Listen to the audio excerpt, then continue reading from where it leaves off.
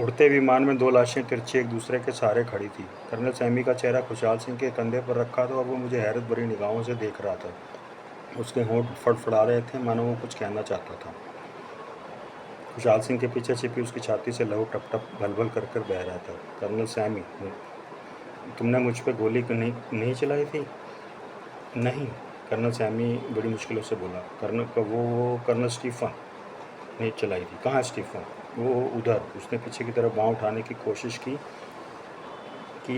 तो पर आधे रास्ते में उसकी बाँह गिरी और वो खुशहाल सिंह की लाश पर अपना वजन डालता मेरी तरफ गिरता चला गया। मैं 4 कदम उल्टी पीछे को खिसकी, नहीं तो मेरे ऊपर गिरता। दोनों मेरे ऊपर गिरते। धड़ाम। उसी पल पहले चित खुशहाल सिंह की लाश गिरी, फिर उस पर औंधी कर्नल सैमी की लाश गिरकर गुत्थम गुत्था होती चली गई। मेरी आंखें हैरत में कर्नल सैमी के उठे हाथ की दिशा में पीछे भागी।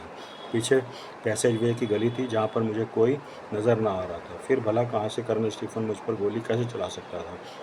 चला भी देता तो बीच में कॉकपिट के पास तो कर्नल सैमी खड़ा था। पीछे से आती गोली मुझ तक पहुंचने से पहले तो कर्नल सैमी की गर्दन उड़ा देती। मुझे यह रहस्य समझ ना आया। फिर भी मैं लाशें फांदती पीछे की तरफ भागी। पैसेज में ही सेंटर टेबल पर कोहिनूर शीशे के बॉक्स में पड़ा था और बाकी सभी पूंछ में बने टॉयलेट में जा घुसे थे शायद।